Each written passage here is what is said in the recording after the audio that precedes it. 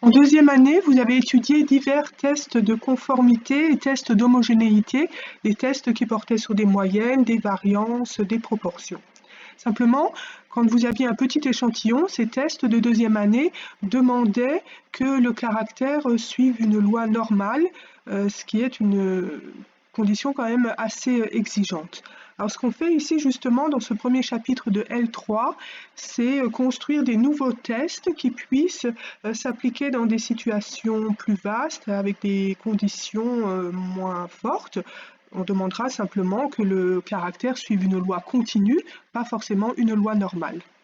Par exemple, dans la catégorie des tests de conformité, on a déjà vu le test des signes et le test de Wilcoxon, et le test de Mann-Whitney qu'on va voir aujourd'hui permettra justement de traiter des problèmes d'homogénéité.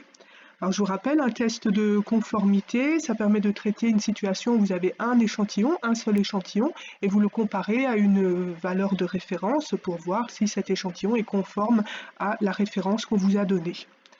Par contre, dans les tests d'homogénéité, là vous avez deux échantillons, et vous comparez les deux échantillons entre eux pour voir s'ils se ressemblent. Tout d'abord, il convient d'éliminer les situations où on a faussement l'impression d'avoir deux échantillons. On est induit en erreur par l'énoncé qui présente effectivement deux séries de nombres, une première série de mesures numériques x1, x2, x3, xn, puis une seconde série de nombres y1, y2, y3, yn, et effectivement l'énoncé vous demande de comparer ces deux séries de nombres pour voir si elles se ressemblent ou s'il y a une différence fondamentale entre elles. Donc effectivement, à première lecture, ça fait penser à un test d'homogénéité entre deux échantillons. Sauf que si on étudie d'un peu plus près l'énoncé, on se rend compte que d'accord, il y a deux séries de nombres, mais au niveau des individus sur qui ont été effectuées ces mesures, il y a un seul échantillon de n individus. N individus, et sur chacun d'entre eux, on a mesuré le caractère à deux reprises, à deux dates différentes pour voir l'évolution de ce caractère. Voilà, donc vous avez deux séries de nombres, mais à la base, vous avez une seule série de n individus, et ce genre de situation ne se traitera pas du tout avec le test de Mann-Whitney. On va voir dans un instant qu'on peut étudier ce type de situation avec les tests qu'on a vus précédemment, le test des signes ou le test de Wilcoxon. Je vais vous montrer comment on peut se ramener aux cas qui ont été étudiés dans les deux précédents cours. Donc typiquement, c'est l'exercice numéro 4 que vous aurez à traiter sur la feuille de TD numéro 1 à la fin de votre polycope. Donc là, vous avez un échantillon de 10 personnes, n égale 10. Le caractère étudié, c'est leur poids. On veut voir justement comment il évolue au cours du temps. Et donc le poids a été mesuré sur chaque individu à deux reprises.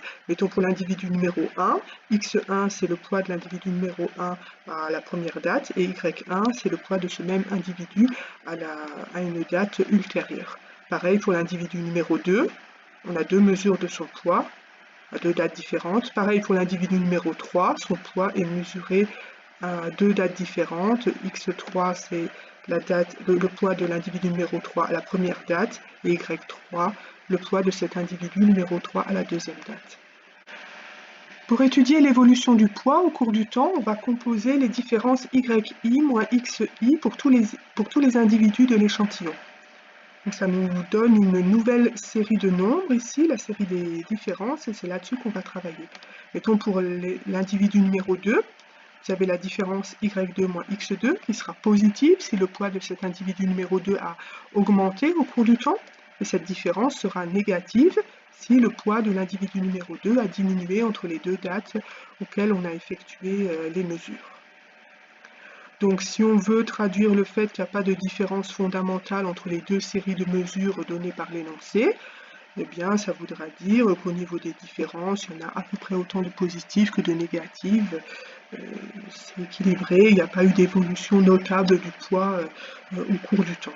Et on peut le traiter, mettons, avec le test des signes. Si on arrive à valider l'hypothèse H0 de médiane nulle dans le test des signes, ça voudra dire qu'il y a eu à peu près autant d'augmentation que de diminution de poids, donc pas de différence fondamentale entre les deux séries d'observations. Et bien sûr, si on veut faire encore mieux, on pratique plutôt le test de Wilcoxon, puisqu'on a vu qu'il est plus précis, plus fin que le test des signes. Voilà, donc vous aurez l'occasion d'appliquer cette méthode sur pas mal d'exercices d'anal que je mettrai sur Moodle.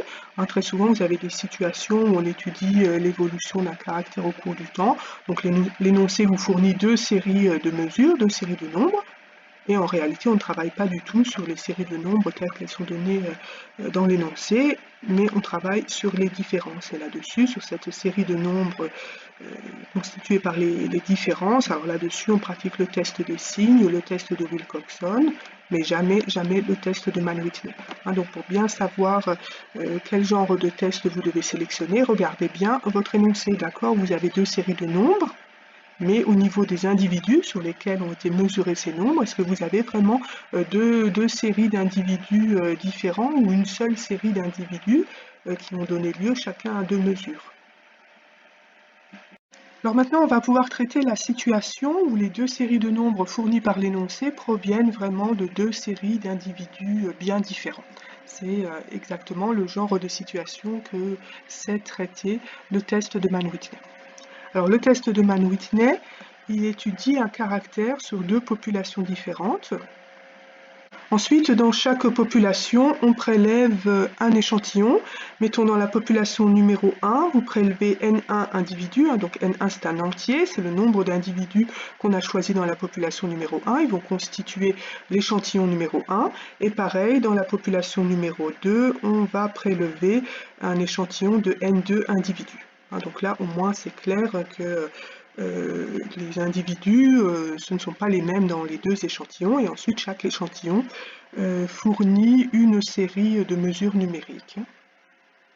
Donc, pour rendre les choses un peu plus concrètes, on va se placer dans le contexte de l'exercice 3 que vous aurez à traiter sur la feuille de TD numéro 1. Donc là, dans cet exercice 3, les deux populations, c'est deux forêts. Et le caractère étudié, c'est la hauteur des arbres. Voilà, donc vous avez deux échantillons, N1 arbres prélevés dans la forêt numéro 1, N2 arbres prélevés dans la forêt numéro 2. Et donc vous avez les hauteurs de tous ces arbres qui sont mesurés et on vous fournit les résultats numériques. Alors on dira qu'il y a homogénéité, qu'il n'y a pas de différence fondamentale entre les deux forêts. Hein, ce qu'on traduit ici par l'hypothèse A0 du test de Mann-Whitney. Hein, qu'est-ce qu'elle dit, cette hypothèse A0? Elle dit que le caractère hauteur des arbres suit la même loi dans les deux forêts, dans les deux populations. Alors quand on va lire l'hypothèse H0, évidemment ça ne veut pas dire que tous les arbres ont la même hauteur. Évidemment que selon l'âge des arbres, il y a forcément des petits arbres et des grands arbres. On ne demande pas du tout qu'ils aient à peu près tous la même hauteur. Ce qu'on demande, c'est qu'il y ait une répartition équilibrée, homogène entre les petits arbres et les grands arbres. Hein, il faut qu'il y ait à peu près autant de petits arbres dans les deux forêts, dans les deux échantillons, et à peu près autant de grands arbres dans les deux échantillons. Hein, si on a une situation à peu près équilibrée dans ce style, on pourra valider l'hypothèse A0. Par contre, ce qui doit nous alerter, ce qu'on doit bien surveiller, c'est une situation où on aurait par exemple tous les petits arbres concentrés sur l'échantillon numéro 1, et tous les grands arbres concentrés dans l'échantillon numéro 2. Alors là, il y aurait vraiment une situation de déséquilibre et ce genre de situation, ça nous conduira à rejeter l'hypothèse H0 du test de Mann-Whitney. Voilà, alors justement, pour bien distinguer les petits arbres, les grands arbres, on va leur attribuer des coefficients, un petit peu comme dans le cadre du test de Wilcoxon, on va retrouver la notion de rang. Alors une dernière remarque avant de se lancer dans le calcul des rangs. Vous allez voir qu'on va exposer le test de Mann-Whitney dans le cas de deux petits échantillons, c'est-à-dire avec des effectifs N1 et N2 inférieurs à 20, tous les deux. Et puis ensuite, on verra comment fonctionne le test de Mann-Whitney dans la situation où on a deux gros échantillons, c'est-à-dire avec N1 et N2, tous les deux supérieurs à 20. Et vous remarquez, donc on n'aborde pas du tout la situation où on aurait un petit échantillon, mettons N1 inférieur à 20, et un gros échantillon N2 supérieur à 20. Alors pourquoi on laisse tomber ce genre de situation? Eh bien, il ne faut pas perdre de vue que ce qu'on est en train de faire, c'est un test d'homogénéité. Donc la moindre des choses, c'est qu'au moins les deux échantillons ils soient homogènes au niveau de la taille. Donc comparer ensemble deux deux petits échantillons, ça a du sens. Comparer ensemble deux échantillons de grande taille, ça a du sens. Mais comparer un petit échantillon avec un gros échantillon, déjà, c'est pas homogène au niveau de la taille, il y a de la distorsion, donc c'est pas du tout logique. Donc ça explique pourquoi on laisse tomber et vous ne verrez pas apparaître cette situation dans votre polycope. Pour comprendre la procédure Mann-Whitney, on va la faire fonctionner sur un exemple. J'ai apporté un petit échantillon, un premier échantillon de 4 individus, donc son effectif N1 est égal à 4, et on va le comparer à un deuxième échantillon de 5 individus, donc N2 égale 5.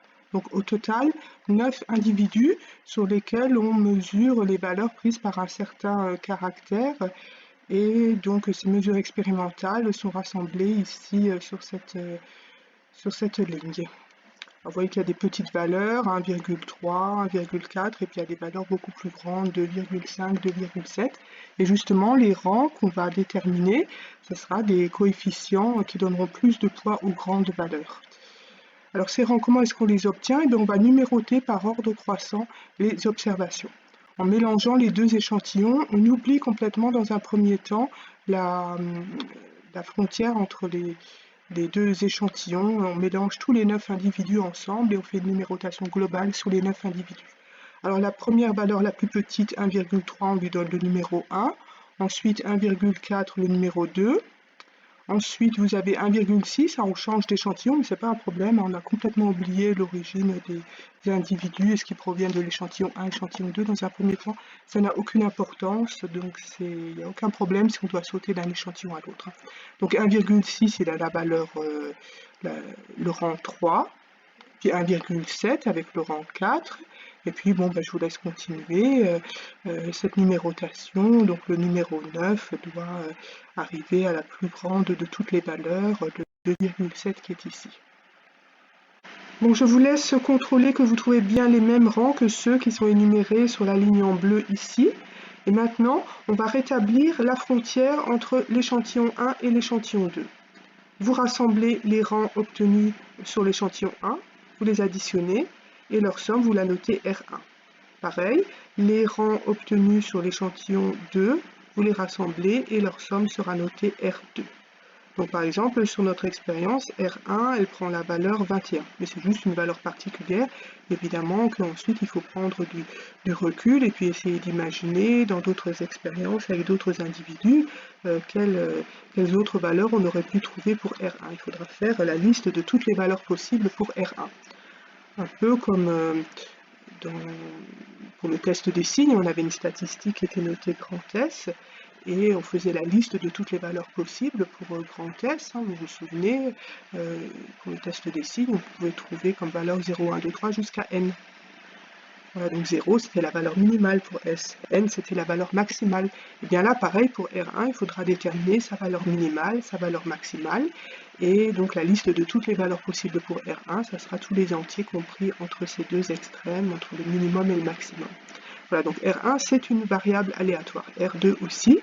Et la chose curieuse, c'est lorsque vous additionnez, lorsque vous considérez la somme R1 plus R2, elle n'est pas du tout variable. Elle, c'est une constante.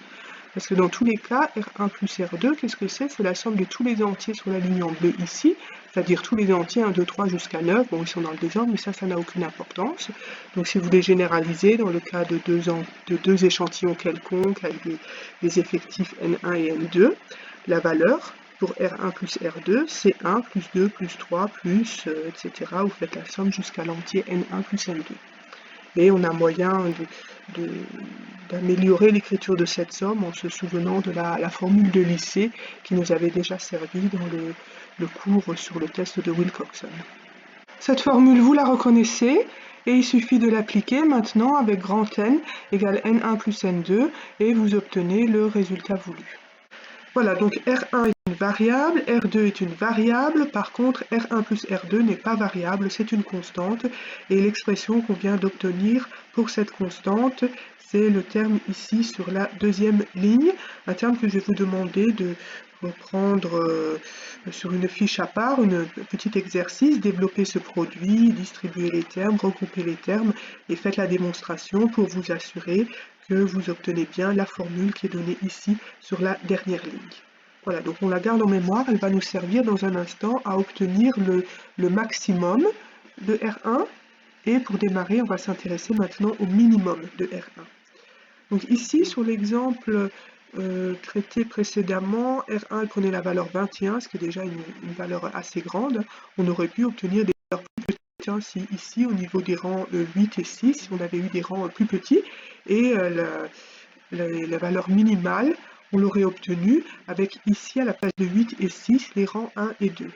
Hein, donc par exemple, imaginez des échantillons, vous ayez permuté les deux premiers individus des échantillons 1 et 2. Hein, vous vous retrouveriez ici, dans l'échantillon 1, vous auriez les rangs 1, 2, 3 et 4, les plus petits possibles, on ne peut pas faire plus petit. Et là, la valeur pour R1, ça serait 1, plus 2, plus 3, plus 4. Voilà, ça serait la valeur, c'est la valeur minimale pour R1. Donc dans le cadre général d'un échantillon quelconque avec un effectif N1, la valeur minimale pour R1, c'est donc 1 plus 2 plus 3, vous sommez les premiers entiers jusqu'à N1, la taille de votre échantillon. Une fois de plus, on va se servir de la formule de Lycée sur les sommes de termes dans une suite arithmétique. Voilà, vous reprenez la même formule qu'avant, et cette fois-ci, si vous l'appliquez avec grand N égale à N1, ça va vous donner le minimum de R1, et pareil, avec grand N égale N2, vous obtenez de façon analogue le minimum de la variable R2. Donc dans notre exemple, où l'échantillon 1, il avait un effectif N1 égale 4, on aura comme minimum de R1 la valeur, donc ici 5, multiplié par 4 divisé par 2, donc 5 fois 2, 10.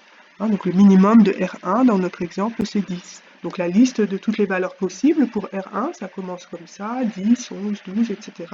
Et jusqu'où est-ce qu'on va, quelle est la valeur maximale, on va s'en occuper dans un instant. Donc on se souvient que R1 plus R2 est constante, donc les deux variables aléatoires R1 et R2, elles doivent varier en sens inverse. Quand il y en a une qui augmente, l'autre elle doit diminuer pour compenser. Donc par exemple, quand R1 atteint son maximum, R2 forcément doit atteindre son minimum. Et donc maintenant on va pouvoir se servir de la formule que je vous ai laissée en exercice, hein, cette constante. Pour la valeur de la somme R1 plus R2, hein, vous disposez maintenant de cette écriture-là. Et justement, le dernier terme, là, vous reconnaissez le minimum de R2. D'accord? Donc, dans la somme R1 plus R2, quand R2 prend la valeur soulignée là en rose, R1, il prend quoi comme valeur? Eh bien, il prend tout ce qui reste, hein, tous les termes qui traînaient devant, c'est-à-dire tout le paquet ici au-dessus de l'accolade en bleu. Et avec la remarque précédente que lorsque R2 atteint son minimum, alors forcément R1 atteint son maximum, et bien ça nous permet d'identifier que l'expression ici, soulignée en bleu, ça n'est rien d'autre que le maximum de R1. Alors à l'intérieur, vous reconnaissez en premier terme le minimum de R1. On avait vu tout à l'heure dans l'exemple des deux petits échantillons de taille 4 et 5, ce minimum, on l'avait calculé, ça faisait 10. Et puis vous rajoutez ici 4 fois 5, c'est-à-dire 20, donc vous vous retrouvez dans cet exemple avec les deux petits échantillons, vous vous retrouvez avec un maximum égal à 30. Donc dans l'exemple, avec les deux petits échantillons de taille 4 et 5, R1, la liste de toutes les valeurs possibles pour R1, ben, ça commence 10, 11, 12 et vous allez comme ça jusqu'à 30. Donc là, chemin faisant, la valeur 21, c'était juste un cas particulier. Et donc on a pu prendre de la hauteur et recenser sur tous les échantillons possibles et imaginables, recenser toutes les valeurs possibles pour R1. Là maintenant, on a la liste exacte.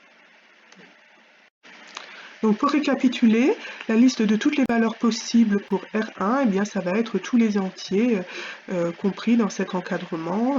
Vous avez ici la formule pour le minimum et là la formule pour le maximum. Voilà, donc on se rend compte que ça donne des formules un peu plus compliquées que dans le test des signes ou le test de Wilcoxon. Hein, souvenez-vous, pour la statistique du test des signes, la liste de toutes les valeurs possibles, c'était 0, 1, 2, 3 jusqu'à n. Pour Wilcoxon, c'était 0, 1, 2, 3 jusqu'à n plus 1 sur 2. Bon, on démarrait toujours à 0, on avait un minimum qui était plus simple que cette formule 1 plus n1 fois n1 sur 2. Et pareil, le maximum était beaucoup plus simple. Hein, on avait un maximum égal à n pour le test des signes, un maximum égal à n plus 1 sur 2 pour le test de Wilcoxon, tandis que là, on se retrouve avec des formules quand même beaucoup plus délicates, beaucoup plus complexes. Alors, ça explique pourquoi dans le polycop, il laisse tomber les variables R1, R2, et il leur préfère des variables U1 et U2, donc on va définir explicitement dans un instant. Simplement, pour démarrer, je vais juste vous donner la motivation, parce qu'avec U1 et U2, on aura une liste de valeurs possibles beaucoup plus simple. Hein, ça démarrera à 0, 1, 2, 3, etc. Et puis on aura pour aller jusqu'à N1, N2, c'est-à-dire un schéma de discussion qui ressemblera comme deux gouttes d'eau au schéma de discussion qu'on avait pour le test des signes et le test de Wilcoxon. Hein, ça démarrait toujours à la valeur 0, 1, 2, 3, et puis donc il y a juste le maximum qui est légèrement différent. Le maximum pour le test des signes, c'était n. Pour le test de Wilcoxon, c'était n plus 1 sur 2. Et puis là, pour Mann-Whitney, le maximum, ça sera n1, n2, bon, ce qui est vraiment pas très compliqué. Et puis, donc, vous retrouvez vraiment une grosse analogie, hein, vous retrouvez vraiment le même schéma de discussion que pour le test des signes et le test de Wilcoxon, hein, c'est-à-dire qu'aux extrémités, vous voyez les deux paquets de termes en vert, hein, c'est deux paquets de valeurs aux extrémités, ça sera les mauvaises valeurs qui viennent détruire l'hypothèse H0, les mauvaises valeurs qui sont incompatibles avec l'hypothèse H0. Donc vraiment, on a beaucoup d'analogies, ça permettra de mieux comprendre. Donc maintenant, ce qui nous reste à faire, c'est vraiment bien expliquer d'abord comment on définit U1 et U2, pourquoi leur liste de valeurs c'est 0, 1, 2, 3 jusqu'à N1, N2, et pourquoi les mauvaises valeurs, les valeurs incompatibles avec l'hypothèse H0, pourquoi ces mauvaises valeurs se retrouvent aux extrémités. Donc tout ça, il faudra l'expliquer, on va le faire dans un instant. Alors au point où on en est, au niveau de R1, là, effectivement, on peut faire la part des choses entre les bonnes valeurs qui sont compatibles avec H0 puis les mauvaises valeurs qui contredisent H0. Hein, elles se situent aux extrémités de l'encadrement. Quand vous avez R1 qui a une valeur proche de son minimum, ça veut dire quoi? Ça veut dire que l'échantillon numéro 1, il concentre tous les plus petits rangs. Au niveau des mesures expérimentales, ça veut dire que les individus de cet échantillon 1, ils concentrent les petites valeurs. Alors ça veut dire que dans l'échantillon 2, là, on concentre les grandes valeurs. Donc vous voyez, c'est déséquilibré. Hein, on avait bien dit au début, pour pouvoir valider l'hypothèse H0 du test de Mann-Whitney, il faut que les petites valeurs et les grandes valeurs, elles soient bien réparties équitablement dans les deux échantillons, bien mélangées. Si les petites valeurs et les grandes valeurs sont séparées, les petites valeurs dans un échantillon, les grandes valeurs dans l'autre échantillon, ça c'est incompatible avec l'hypothèse H0. Donc quand R1 prend ses valeurs proches, des valeurs proches de son minimum, on sera amené à rejeter H0, puis pareil, quand R1 prend des valeurs proches de son maximum, et bien pareil, c'est une situation déséquilibrée, ça veut dire que l'échantillon 1 il concentre toutes les plus grandes valeurs et l'échantillon 2 toutes les plus petites valeurs, de nouveau une situation où on devra rejeter H0. Ces deux nouvelles variables aléatoires sont définies dans votre polycop à la page 11. Regardez par exemple la formule définissant la variable U1. Donc vous voyez d'abord un terme constant moins R1, et ce terme constant, vous le reconnaissez, vous voyez que vous retrouvez la formule du maximum de R1. Donc U1 apparaît comme l'écart entre R1 et son maximum. Donc ça explique pourquoi U1 ne prend que des valeurs positives. Il peut prendre la valeur 0, admettons, quand R1 atteint son maximum, forcément U1 il prend la valeur 0. Et puis, donc vous voyez aussi qu'elle varie en sens inverse, hein, à cause du signe moins. Quand il y a R1 partant du maximum qui diminue, eh bien U1, il va, partant de 0, U1, il va augmenter. Et quand R1, à force de diminuer, il atteint son minimum, le minimum, vous le reconnaissez ici, N1 plus 1 sur 2. Hein, quand R1 atteint son minimum, ça veut dire que tout ce terme-là, ici en vert, eh bien, il vaut 0. Quand R1 atteint son minimum, tout ça, ça fait 0. Donc U1, dans ces cas-là, il prend la valeur N1, N2. D'accord? Donc comme ça, on comprend bien maintenant pourquoi la liste des valeurs possibles pour U1, ça démarre à 0, 1, 2, 3 jusqu'à N1, N2. Et puis on comprend aussi pourquoi c'est les valeurs extrêmes qui constituent la zone de rejet pour l'hypothèse H0. Alors je vous laisse faire le raisonnement analogue sur la variable U2. Et maintenant, ce qu'on va regarder, c'est qu'il existe d'autres définitions des variables U1 et U2, des définitions qui ne sont pas données dans le polycop, donc c'est pour ça que j'aimerais les rajouter ici. Hein, vous avez pu voir que les définitions du polycop, leur idée c'est de présenter U1 et U2 comme un écart entre R1 ou R2 et leur maximum. Mais on peut aussi présenter U1 et U2 comme des écarts entre R1 ou R2 et leur minimum, ce qui permettra d'avoir peut-être des formules un peu plus rapides à traiter dans les calculs, parce que le terme constant ici sera moins volumineux. Alors vous vous souvenez de la constante qui donnait la somme R1 plus R2. Donc on avait isolé le minimum de R2 et aussi le maximum de R1 dans cette formule. On avait établi tout ça précédemment. Donc regardez maintenant le terme en rose, si vous le passez à gauche dans cette équation, ça vous donne R2 moins le minimum de R2. Et le R1, ici à gauche, si vous le faites passer à droite, ça vous fait maximum de R1, le terme en bleu, moins R1. D'accord? Donc on se rend compte que l'écart entre R1 et son maximum, c'est la même chose que l'écart entre R2 et son minimum. Donc quand je parle d'écart, hein, attention au niveau des différences, l'ordre des termes dans la différence, il faut bien qu'il soit classé de façon à ce que la différence soit positive. Alors pour U1, la formule du polycop, c'est l'écart entre R1 et son maximum. Donc on vient de voir que c'est la même chose que l'écart de R2 avec son minimum, ce qui vous donne la formule dans le cadre en rose. Simplement, attention, risque d'erreur. Regardez bien au niveau des indices. Hein, à gauche, pour la variable U, vous avez bien l'indice 1. Par contre, à droite, dans la formule, au niveau de R, c'est bien l'indice 2. Et puis pour le minimum aussi, vous avez de l'indice 2 partout dans l'effectif de l'échantillon. D'accord? Il n'y a pas d'erreur. Il ne faut pas mettre le même indice 1 des deux côtés. Donc, si on compare cette nouvelle formule avec la formule du polycop, les deux versions, leurs avantages et leurs inconvénients. La formule du polycop ici, bon, l'inconvénient, c'est que la formule du maximum est un peu plus lourde, mais au moins, l'avantage, c'est que au niveau des indices, vous mettez de l'indice 1 partout, à gauche et à droite de la formule. Par contre, la nouvelle formule que je viens de vous apporter, bien sûr, son avantage, c'est que la formule du minimum est plus légère, mais l'inconvénient, c'est ce risque d'erreur hein, au niveau des indices. Là, il faut vraiment deux indices différents, à gauche, au niveau de U, et à droite, au niveau de R et de son minimum. Ensuite, bon, moi, je vous laisse établir les expressions analogues hein, pour U2. Dans le polycop, on partait de maximum de R2 moins R2. Donc, je vous laisse vérifier que c'est la même chose que l'écart entre R1 et son minimum, d'où la formule sur le dernier cadre en rose. Alors, vous vous souvenez que la somme R1 plus R2, ça restait constante. Eh bien, on aura le même phénomène pour la somme U1 plus U2. Alors pour observer ça, on va rappeler d'abord l'encadrement, la liste de toutes les valeurs possibles pour R1. Donc c'était encadré entre son minimum ici et son maximum là. On avait établi toutes ces formules précédemment, puis on avait aussi fait la remarque qu'à l'intérieur de la formule du maximum, il y a un des termes où on reconnaît le minimum de R1.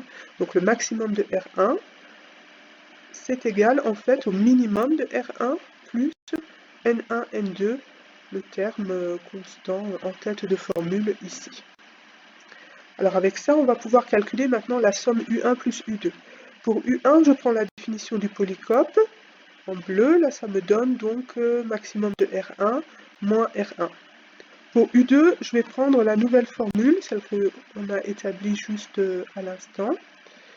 Donc on va la voir comme l'écart entre R1 et son minimum. Ensuite, dans cette formule, les termes plus R1, moins R1, tout ça, ça se simplifie, ça fait 0. Et il vous reste l'écart entre la différence entre le maximum de R1 et le minimum. Et justement, d'après le cadre en gris juste au-dessus, maximum de R1 moins minimum de R1, ça vous laisse juste le terme N1, N2. Donc maintenant, on a démontré proprement pourquoi U1 plus U2 reste constante égale à N1, N2.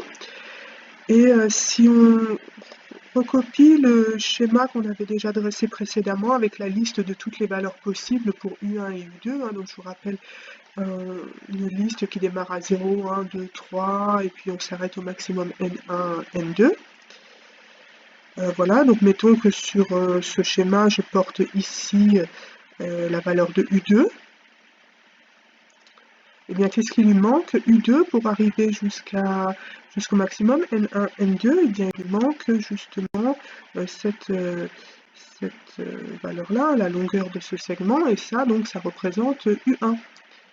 Donc par symétrie, hein, si on reporte une distance égale à gauche en démarrant de 0, ça vous explique pourquoi U1 se trouve situé ici, symétrique de U2 par rapport au milieu N1, N2 sur 2. Voilà.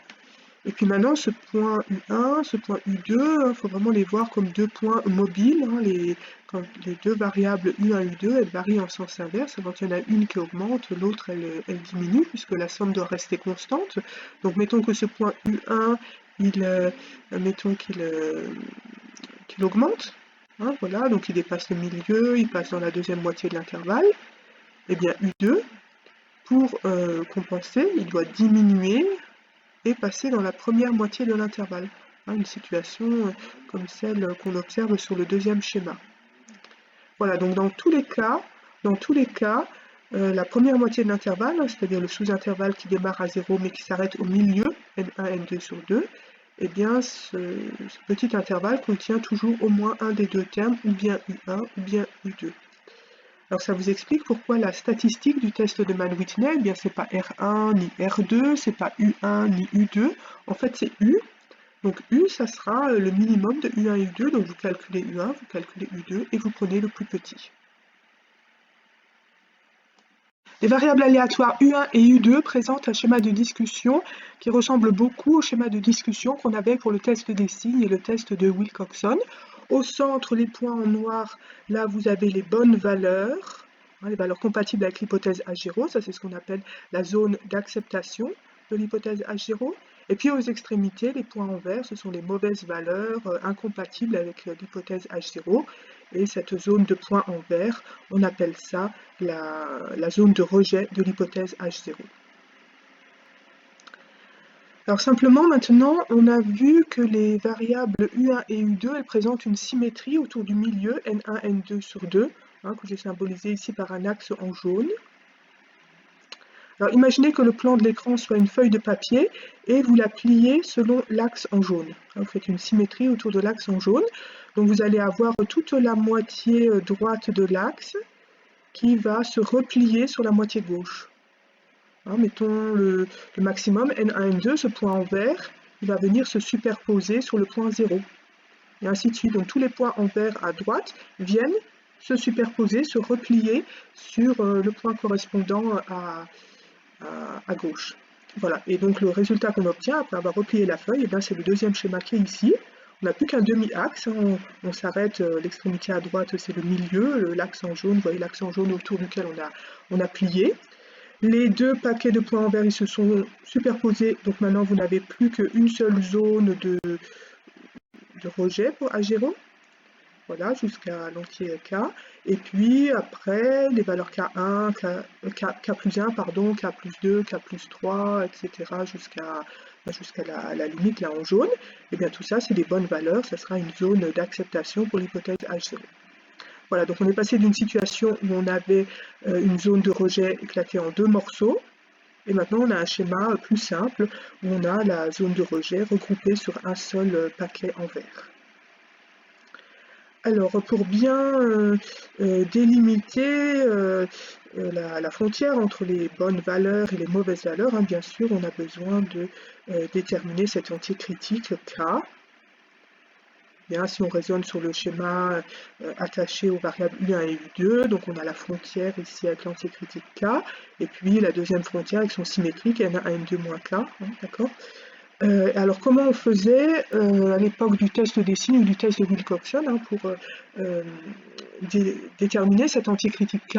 Donc on disait ces mauvaises valeurs, ces points en vert, il faut surveiller leur probabilité, il faut qu'elles ne deviennent pas trop grandes, et justement on se fixait un seuil alpha, mettons 5%, pour fixer les idées.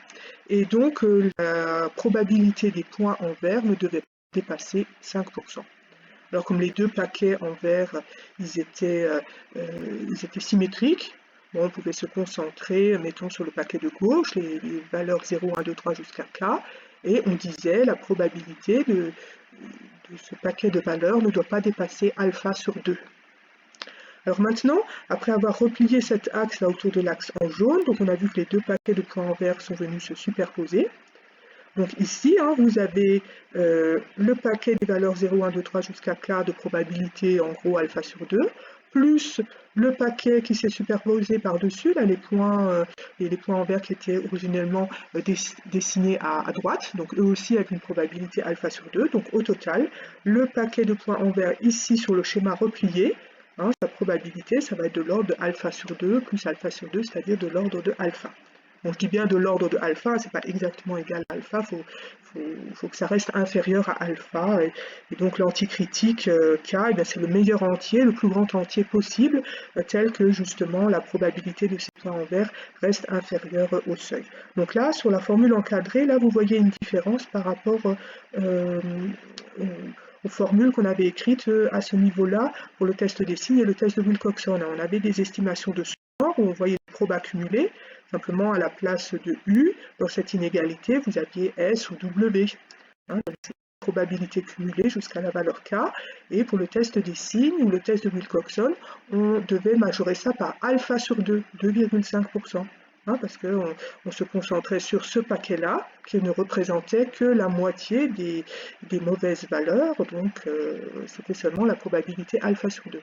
Mais ici, maintenant, on l'a bien précisé tout à l'heure, les valeurs 0, 1, 2, 3 jusqu'à K, en fait, ça concentre toute la zone de rejet, c'est la superposition des deux paquets de probabilité chacun alpha sur 2, donc là, ça c'est une nouveauté, une différence par rapport au test des signes et au test de Wilcoxon. Ici, vous devez majorer par alpha et non pas alpha sur 2. Voilà, alors ensuite, on retrouve un petit peu les mêmes idées que pour le test des signes ou le test de Wilcoxon, c'est-à-dire qu'il faudrait calculer vos probas cumulées. Il faudrait calculer la probabilité de U inférieure ou égale à 0, puis probabilité de U inférieure ou égale à 1, et probabilité de U inférieure ou égale à 2, etc. Donc vous verriez ces probabilités cumulées qui vont en augmentant. Donc vous surveillez bien à quel moment elle dépasse la barre alpha. Alors là, vous vous arrêtez. Et l'anticritique, c'est juste avant. C'est le dernier entier K pour lequel vous restez encore en dessous de la barre des alpha. Donc on avait un raisonnement du même genre pour le test des signes et le test de Wilcoxon. Simplement, la barre, elle était placée à alpha sur 2 au lieu de alpha. Alors simplement, tous ces calculs de probas cumulés ici en L3, vous ne pouvez pas les faire concrètement parce que c'est pas compliqué, on ne vous a pas donné les formules de probabilité pour Mann-Whitney, donc on a fait tout le travail à votre place et les anticritiques, on vous les apporte tout cuit dans une table que vous avez à la fin de votre polycope. Voilà donc la table qui est fournie par votre polycope. Regardez dans les feuilletés votre polycope, là sur la dernière page, vous la verrez apparaître. Alors une première remarque, c'est une table qui est valable uniquement pour le seuil 5%. D'accord? Donc si on voulait vous faire un test de Mann-Whitney pour un autre seuil, 10%, 1%, je ne sais pas, il faudrait qu'on vous apporte une autre table. Mais sinon, ça fonctionne exactement pareil. Alors, comment aller chercher votre anticritique dans cette table? Donc, vous allez travailler sur les effectifs de vos deux échantillons. Mettons, j'avais apporté un petit exemple où on avait un échantillon de taille 4 et un échantillon de taille 5. Donc, le plus petit des deux effectifs, c'était quoi? C'était 4, hein? D'accord? Voilà. Donc, le plus petit des deux effectifs, là, vous le placez ici sur la première colonne. Et vous conservez la ligne correspondante. Voilà, donc on sélectionne la ligne que je suis en train de souligner en vert, la ligne correspondant à N1 égale 4. Et puis le plus grand des deux effectifs, donc chez nous c'était 5, voilà, vous le placez sur la première ligne. Et pareil, donc vous conservez la colonne définie par ce choix d'effectifs. Voilà, et puis donc l'anticritique correspondant, il va se situer ici. Là, voilà. va se situer ici à l'intersection. Donc là, pour le petit exemple que je vous avais apporté en début de séance, vous avez un anticritique. En conclusion, pour le test de Mann-Whitney, pour la statistique grande U, définie comme le minimum de U1 et U2, on sait maintenant construire le schéma de discussion. Par exemple, pour les deux petits échantillons que j'avais apportés comme illustration en début de séance, les deux petits échantillons de taille N1 égale 4 et N2 égale 5, le maximum ici vaut 10. L'entier critique, on vient de lire dans la table que dans ce cas, il prend seulement la valeur 1. Donc comme mauvaise valeur, c'est l'hypothèse H0, on a seulement les valeurs 0 et 1. Et tous les entiers suivants, 2, 3, 4 jusqu'à 10, c'est les bonnes valeurs qui permettent d'accepter H0. Alors on est bien conscient, comme dans tous les autres tests, que le schéma de discussion, il ne dépend que des effectifs d'échantillons, N1, N2 ici, et il dépend aussi du seuil, alpha, mais il ne dépend pas des valeurs numériques récoltées dans vos échantillons. Hein, c'est-à-dire qu'une fois que vous avez investi dans la construction de ce schéma, bien après vous pouvez rentabiliser. Vous pouvez traiter à l'aide de ce schéma, vous pouvez traiter des centaines, des milliers d'expériences, hein, tant que les échantillons gardent les mêmes effectifs. C'est toujours le seul, même et unique schéma qui s'applique. Alors, pourquoi on l'appelle schéma de discussion? Eh bien, ça vous permet, sur chaque expérience, de discuter pour savoir si vous allez accepter ou rejeter H0. Donc, il vous faut calculer la valeur observée, petite u, la valeur mesurée sur votre expérience pour la variable aléatoire grande U. Donc dans notre exemple avec les deux petits échantillons, il faudrait calculer concrètement ce petit U. Hein, je n'ai pas fait tous les calculs, j'avais juste calculé le R1 qui était égal, je crois, à 21. Donc il faudrait voir R2, il est égal à combien, U1, U2, voilà, il faudrait les calculer. Donc une fois que vous avez U1 et U2, vous prenez la plus petite des deux valeurs. Voilà, donc ça vous fait concrètement U, le petit U ici, et vous le placez sur l'axe, et à vous de voir si vous tombez sur les points en vert ou sur les points en noir. Donc comment se passe la discussion? Voilà, et bien justement, tout dépend de l'emplacement où va tomber la valeur petite u. Si vous avez une valeur inférieure ou égale à k, vous rejetez H0 avec un risque d'erreur de première espèce, c'est-à-dire au pire majoré par le seuil alpha, 5%. Par contre, si U est supérieur strictement à K, tous les points en noir, là sur le schéma, là vous acceptez H0, mais il y a un risque d'erreur de deuxième espèce. Et vous savez que le risque d'erreur de deuxième espèce, il est délicat à évaluer et il peut être très grand. Voilà, donc maintenant pour le test de Mann-Whitney, vous savez complètement faire fonctionner la méthode qui consiste à comparer une valeur observée sur une expérience, comparée avec une valeur critique. Voilà, et comme pour tous les autres tests, vous savez qu'en parallèle de la méthode valeur critique, valeur observée, il existe en parallèle une autre méthode, la méthode de p-valeur, qui évidemment doit vous fournir les mêmes conclusions. Hein. C'est pour ça que c'est intéressant d'avoir deux méthodes différentes, ça permet de se contrôler. À la fin, au niveau de la conclusion, elles doivent converger vers la même décision. Alors la p-valeur, qu'est-ce que c'est? C'est la probabilité d'observer une valeur pire que celle que vous avez vue. Hein, donc la p-valeur, elle dépend de l'échantillon, mais elle ne dépend pas du seuil. Contrairement à l'anticritique, qui dépendait du seuil, mais qui ne dépendait pas de l'échantillon. Voilà, donc sur votre échantillon, vous avez vu observer la valeur petite u. Hein, donc mettons sur ce dessin que j'ai un petit u qui se situe ici, là sur le deuxième point en noir. Donc il faut déterminer qu'est-ce que c'est les valeurs pires que petite u. Donc on a vu avec les raisonnements précédents que les mauvaises valeurs, elles sont du côté de 0. C'est celle-là qui... C'est de ce côté-là qu'on a les mauvaises valeurs conduisant à rejeter H0. Par contre, les bonnes valeurs, c'est tous les points en noir, là jusqu'à la borne N1, N2 sur 2. Voilà, donc si vous partez de votre point U ici, pour avoir les valeurs plus mauvaises que U, vous êtes obligé de partir vers la gauche. Hein, c'est-à-dire vous prenez toutes les valeurs 0, 1, 2, 3 jusqu'à petit u inclus. Ce qui vous explique la formule donnée ici pour la p-valeur. Alors, ici, il faudrait en L3 qu'on vous apporte des tables avec des probas cumulés pour la variable aléatoire grande U. Et alors, vous pourriez déterminer la valeur numérique de votre p-valeur. Et après, vous savez comment vous devez discuter. Vous comparez votre p-valeur au seuil. Si la p-valeur est plus petite que le seuil, là, vous rejetez H0. Si la p-valeur est plus grande que le seuil, là, vous acceptez, H0. Voilà, et sinon, en absence de table vous fournissant des probas cumulés, ce qui vous reste comme solution, c'est d'aller lire la p-valeur dans une manip Minitab qu'on vous montrera en TD. Le problème, c'est que Minitab, pour calculer la p-valeur de Mann-Whitney, il fait une approximation par la loi normale. Donc, qui dit approximation dit erreur d'approximation. Et cette erreur, malheureusement, elle n'est pas négligeable pour les petits échantillons, les petites valeurs de N1 et N2. Donc, il faut être un peu prudent avec les affichages de Minitab. Donc justement, on va voir dans un instant comment fonctionne cette méthode d'approximation par la loi normale.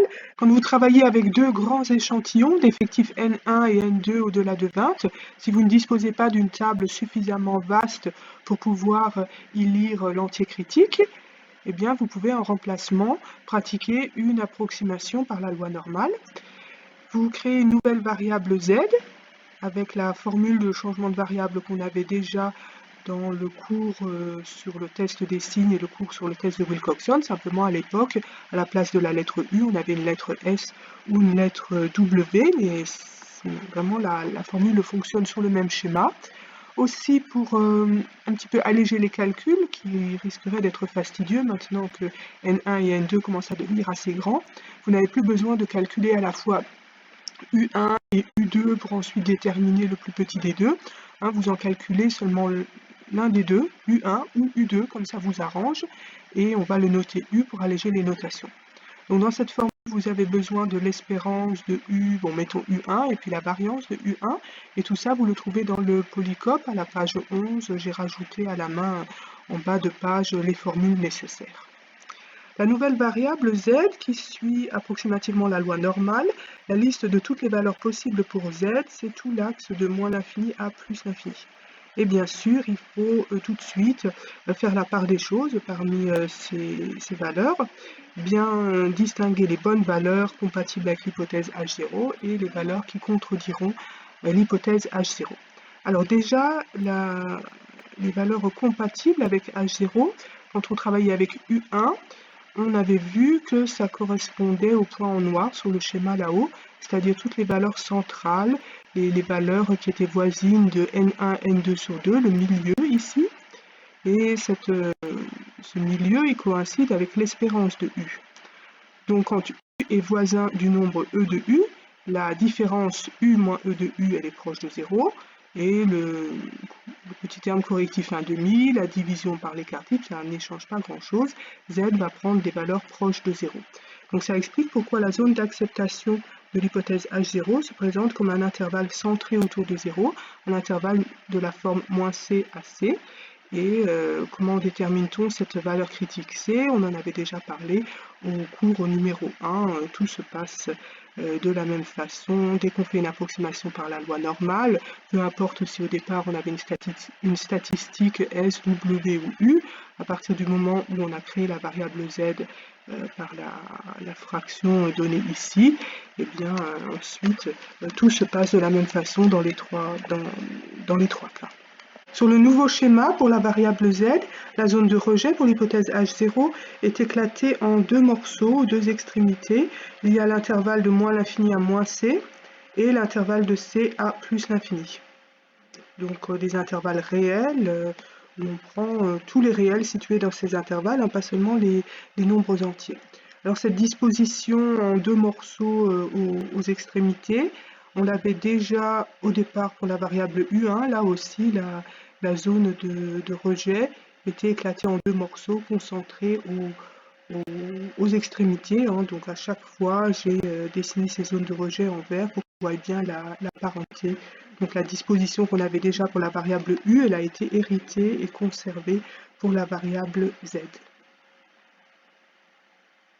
La surface hachurée en vert, c'est-à-dire la probabilité des mauvaises valeurs, la probabilité de la zone de rejet, est exprimée par la formule encadrée, et elle vaut alpha, le seuil qu'on s'est fixé. Pour des raisons de symétrie de la loi normale, les deux morceaux en vert ont la même surface, donc alpha sur 2. Par exemple, la probabilité que Z soit supérieur ou égal à C, elle vaut alpha sur 2, et par la formule de probabilité de l'événement contraire, ça avait permis d'obtenir la probabilité cumulée, la fonction de répartition, c'est-à-dire la probabilité que Z prenne une valeur dans la zone depuis moins l'infini jusqu'à C.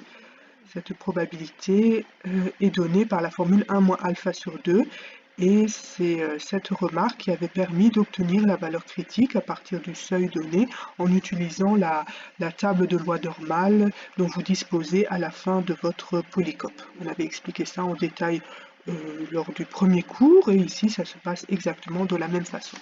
Voilà comment déterminer votre valeur critique, et ensuite il vous faut la valeur observée, petit z, c'est-à-dire la valeur mesurée par la variable grand Z sur notre expérience. Vous récupérez la fraction rationnelle qu'on avait tout à l'heure, espérance de U, variance de U, vous les récupérez à l'identique. Simplement, la variable aléatoire grand U, ici, vous la remplacez par sa valeur observée petite u. C'est-à-dire c'est la valeur mesurée pour la variable aléatoire U1 ou U2, comme ça vous arrange. Ensuite, cette valeur observée petit z, vous regardez où elle se place sur le schéma de discussion. Si elle tombe dans la zone centrale, l'intervalle de moins CAC, c'est-à-dire dans la zone en blanc, là vous acceptez H0, mais avec un risque d'erreur de deuxième espèce, ça c'est un peu désagréable. Par contre, si elle tombe en dehors de l'intervalle moins CC, c'est-à-dire si elle tombe dans les zones en vert, du côté de moins l'infini ou plus l'infini, là vous rejetez H0, avec un risque d'erreur de première espèce. Là, donc, dans ce cas, c'est très clair, le risque d'erreur, il est au pire égal à alpha, le seuil fixé au départ. Voilà donc comment fonctionne la méthode valeur critique, valeur observée lorsque vous travaillez avec une loi normale. Et comme toujours, vous avez en alternative une méthode parallèle qui fonctionne sur ce genre de problème, c'est la méthode de p-valeur. Et bon, là, pareil, au premier cours, on avait expliqué pourquoi la p-valeur, dans le cadre d'une loi normale, elle s'exprime à l'aide de cette formule. Là, il n'y a vraiment rien de nouveau. Ensuite, à partir de la p-valeur, vous savez comment il faut discuter, il faut la comparer au seuil alpha, toujours le même argument. Les deux échantillons que vous voyez à l'écran présentent des répétitions. Alors ça peut être des répétitions à l'intérieur d'un même échantillon, par exemple la valeur 1,3 ici qui est répétée 2 fois dans l'échantillon 2, et ça peut être aussi des ex-aequo à cheval sur deux échantillons. Ici vous voyez la valeur 2,5 présente une fois dans l'échantillon 1 et aussi une fois dans l'échantillon 2. Alors ces ex-aequo vont complètement perturber la méthode qu'on a exposée précédemment. Donc dès le départ, au niveau du calcul des rangs, déjà là, on rencontre des problèmes. Alors on part sur les mêmes idées qu'avant, on voudrait numéroter par ordre croissant l'ensemble des observations, tous échantillons confondus, en oubliant la frontière entre l'échantillon 1 et l'échantillon 2. Alors la plus petite valeur, 1,3, on lui donne le numéro 1. Problème, il y a deux fois cette valeur 1,3. Alors est-ce que je mets le numéro 1 ici dans la première case et le numéro 2 dans la deuxième case, ou l'inverse? Les deux approches sont possibles, il y a une ambiguïté, il faudra revenir ensuite rectifier ça. Bon, en attendant, on continue notre numérotation. Pour le numéro 3, ça va tomber sur la valeur 1,6. Après, vous avez la valeur 1,7, numéro 4. Là, il n'y a pas de répétition, donc ça se passe comme précédemment. Le numéro 5, c'est pour la valeur 1,9. Après, vous avez la valeur 2,1, c'est le rang numéro 6. Et ensuite, la valeur 2,5 présente deux fois.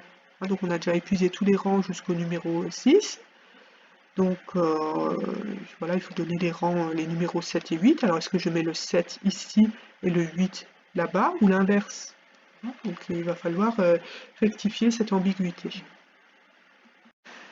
Alors, voilà les rangs qu'on obtient provisoirement après cette première numérotation un peu grossière, pas encore tout à fait au point parce qu'il y a des problèmes d'ambiguïté qu'on a signalés en soulignant les cases en ondulé. Par exemple ici le bloc des rangs 1 et 2. Donc on hésitait, parce que quand même les deux individus là qui présentent la même valeur 1,3, logiquement ils devraient avoir le même rang. Voilà, alors la solution, c'est de faire la moyenne. entre 1 et 2, c'est-à-dire 1,5. Voilà, les deux individus, on va leur donner le rang 1,5. Pareil, le bloc des rangs 7 et 8, hein, eux aussi soulignés en ondulé. Là, pareil, on avait un problème d'ambiguïté. Eh bien, pour égaliser, vous remplacez les rangs 7 et 8 par leur moyenne, c'est-à-dire 7,5. Alors sur la seconde ligne du tableau, peut-être que tout le monde n'a pas exactement la même chose au niveau des cases soulignées en ondulé. Hein, peut-être que vous avez mis le rang numéro 8 sur la première case et le rang numéro 7 ici sur l'avant-dernière case. Peut-être que vous avez mis le numéro 2 ici et le numéro 1 là. D'accord? Mais n'empêche que sur la ligne en bleu, là, normalement, tout le monde doit avoir la même chose. Hein, donc cette notion de rang moyen, c'est ça la nouveauté pour ces situations où on est confronté à des ex-aequo. Mais ensuite, la procédure peut continuer à se dérouler exactement sur le même schéma que tout à l'heure. Vous rétablissez la frontière entre les deux échantillons. Vous faites la somme des rangs pour l'échantillon 1, la somme des rangs pour l'échantillon 2, et la suite du raisonnement peut s'adapter de façon tout à fait analogue. Donc la seule différence, c'est qu'au niveau des sommes de rangs, on n'a plus forcément des entiers. Il peut y avoir une décimale virgule 5. Par exemple, ici, sur l'échantillon 1, je crois qu'on trouve une somme de rangs 20,5. Et aussi, au niveau des notations des variables aléatoires, on a une étoile, une petite étoile en exposant justement pour rappeler qu'on est dans une situation avec ex-aequo. Donc vous pourriez adapter la méthode qu'on a vue précédemment, simplement à la fin vous auriez un écueil au moment de déterminer l'entier critique. Donc il n'est plus forcément un entier, il pourrait avoir lui aussi une décimale virgule 5. Donc là il faut faire bien attention. La table qu'on avait utilisée tout à l'heure pour la lecture d'entier critique, c'était une table dévolue uniquement au cas sans ex-aequo. Donc si on voulait vous faire traiter un exemple de ce style par Mann-Whitney, il faudrait qu'on vous apporte une nouvelle table avec les valeurs critiques, une table spécialement conçue pour le cas avec ex-aequo. Effectivement, si vous avez des petits échantillons, vous serez un peu bloqué parce qu'il vous manque la table adéquate qui n'a pas été insérée dans le polycope. Par contre, pour des gros échantillons, vous allez pouvoir faire une approximation par la loi normale.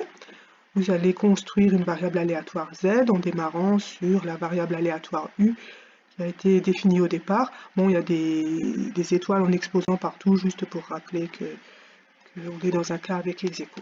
Alors cette variable u, vous le retranchez à un certain nombre m, une sorte de moyenne, d'espérance. Bon, dans un instant, vous allez avoir une expression explicite pour ce nombre m, et puis avec cette formule, vous pourrez le calculer concrètement, vous aurez une valeur numérique. Donc admettons pour l'instant que vous connaissez déjà ce nombre m, et pareil pour l'écart type sigma au dénominateur. Cette variable z, ensuite, pour obtenir sa valeur observée petit z, il suffit dans la formule ici de remplacer la variable grand U par sa valeur observée petit u, donc on a calculé comme somme des rangs sur le premier échantillon. Et ensuite, alors la valeur critique, le schéma de discussion, c'est absolument identique à ce qu'on avait vu tout à l'heure, donc je ne répète pas. Les nombres m étoiles et sigma étoiles sont définis dans votre polycope à la page 12. Les formules font intervenir des nombres dj qu'on va définir maintenant. Pour cela, on a besoin de regrouper les valeurs expérimentales en paquets d'ex-aequo. Donc ces paquets sont notés C1, C2, etc. Les paquets étant numérotés par ordre croissant. Par exemple, sur les deux petits échantillons en bas de page, la plus petite valeur observée, c'est 1,6.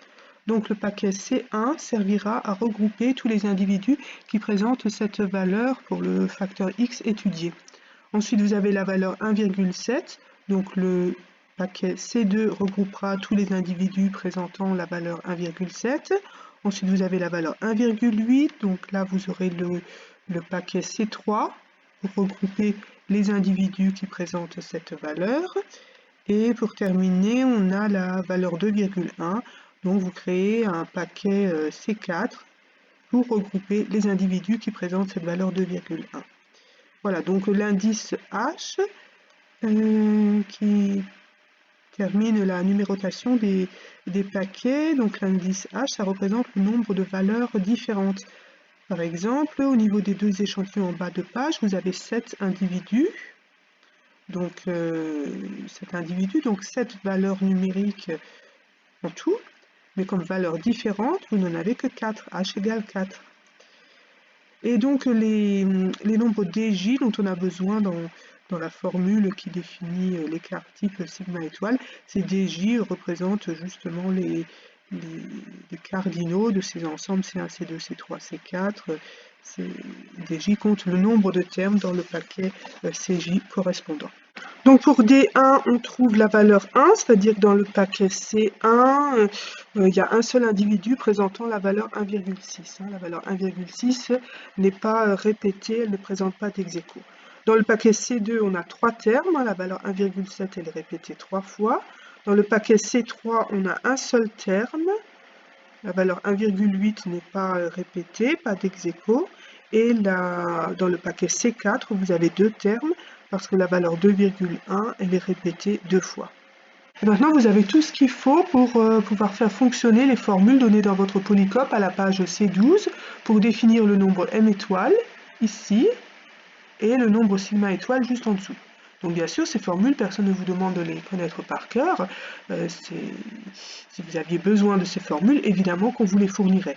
Mais ensuite, quand on vous apporte une formule, il faut savoir la mettre en œuvre et donc bien analyser les éléments qui interviennent. On voit que ces formules font intervenir les effectifs N1, N2. Là, vous avez une fraction rationnelle en N1, N2 à calculer. Et ensuite, donc, le terme le plus délicat en fin de ligne, c'est ce symbole de somme. Parce que là, on redoute d'avoir beaucoup de termes à cumuler dans cette somme.